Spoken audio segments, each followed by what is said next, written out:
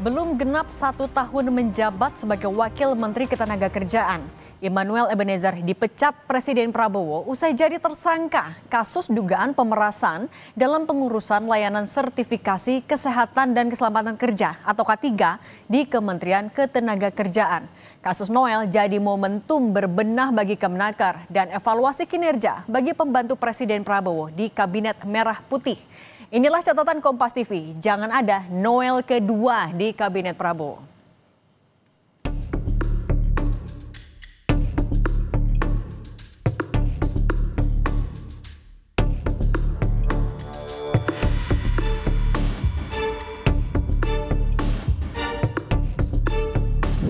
KPK menetapkan Immanuel Ebenezer sebagai tersangka kasus pemerasan terkait sertifikasi keselamatan dan kesehatan kerja atau K3.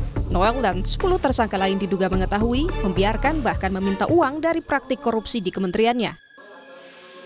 Mengalir kepada pihak penyelenggara negara, yaitu IEG, sebesar 3 miliar kelompok pejabat yang justru memanfaatkan, mengetahui, membiarkan, bahkan menikmati dan menerima uang yang berasal dari pihak-pihak tenaga kerja perusahaan yang kemudian digunakan untuk kepentingan pribadi.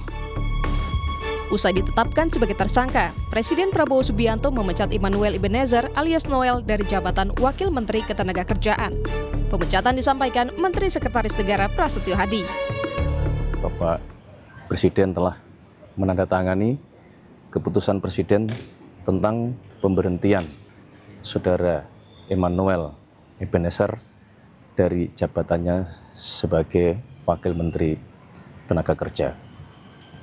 Selanjutnya kami menyerahkan seluruh proses hukum untuk dijalankan sebagaimana mestinya dan kami berharap ini menjadi pembelajaran bagi kita semuanya, terutama bagi seluruh anggota Kabinet Merah Putih.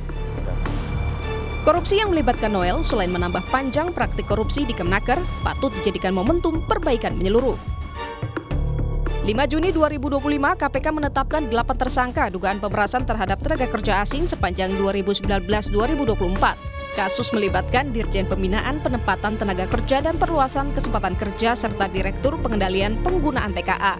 Uang terkumpul diperkirakan mencapai 53,7 miliar rupiah.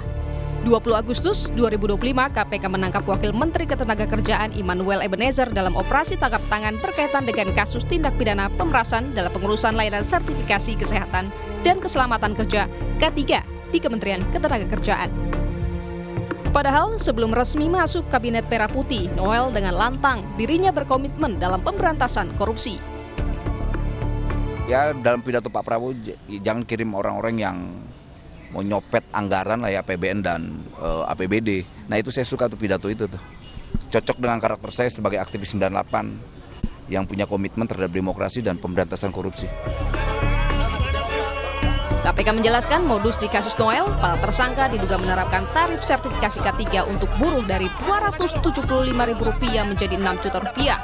Bagi mereka yang menolak akan diperlambat, dipersulit atau bahkan tidak diproses. Noel diduga menerima uang hingga Rp3 miliar di akhir tahun lalu. KPK juga menyita 22 kendaraan yang terdiri dari 15 unit mobil dan 7 unit motor dalam operasi tangkap tangan itu. Tim Liputan, Kompas TV. Penangkapan Wakil Menteri Tenaga Kerja Immanuel Ebenezer tentulah sangat ironis. Noel yang kerap bersuara lantang menyuarakan korupsi, ternyata berdasarkan temuan awal Komisi Pemberantasan Korupsi, diduga sudah terima uang dari hasil pemerasan pembuatan sertifikasi kesehatan dan keselamatan kerja atau K3 sejak baru 2 bulan jadi wamenaker. Sejak awal menjabat, Presiden Prabowo memperingatkan menteri-menteri Kabinet Merah Putih supaya tidak korupsi, apalagi menyalahgunakan kekuasaan. Penangkapan wamenaker Immanuel Ebenezer membuktikan perintah Presiden Prabowo Subianto belum sepenuhnya dipatuhi. Karena itu, sikap Presiden Prabowo yang tidak pandang bulu patut mendapat apresiasi. Meski sama-sama dari Partai Gerindra, Presiden Prabowo langsung memecat Noel. Apresiasi juga untuk KPK yang menangkap tangan orang di lingkaran presiden. Semoga ini pertanda baik dalam upaya pencegahan dan pemberantasan korupsi.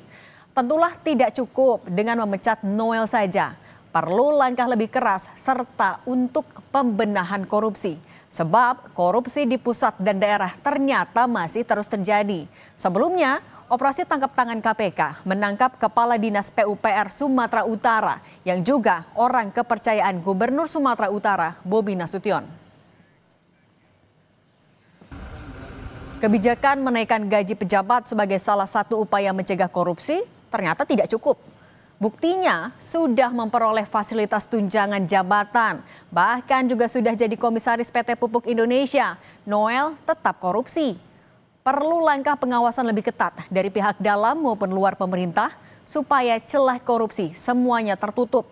Masyarakat sipil dan publik harus turut serta melakukan pengawasan. Penangkapan Wamenaker Noel harus jadi momentum bagi Presiden Prabowo melakukan evaluasi menyeluruh terhadap kinerja pembantunya. Jangan sampai ada Noel yang kedua atau bahkan Noel ketiga tertangkap operasi KPK. Perintah Presiden agar aparat hukum jangan ragu menindak tegas menteri yang terlibat korupsi sudah benar. Tapi evaluasi kinerja menteri juga perlu supaya tahu apakah semua menteri sudah sejalan dengan kebijakan, arahan atau perintah Presiden. Jangan cuma laporan semua berjalan baik alias asal Bapak senang.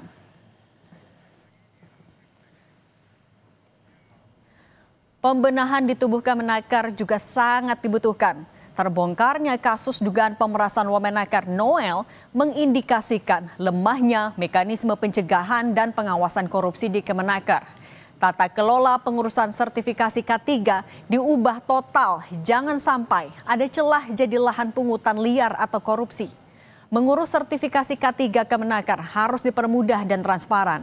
Apalagi sertifikasi K3 sangat dibutuhkan perusahaan dan tenaga kerja di tengah sulitnya mencari pekerjaan dan gelombang PHK yang terjadi belakangan ini. Pemerintah yang bersih dari korupsi, kolusi, dan nepotisme adalah dambaan seluruh rakyat Indonesia. Itu harus diwujudkan oleh siapapun yang berkuasa di Indonesia.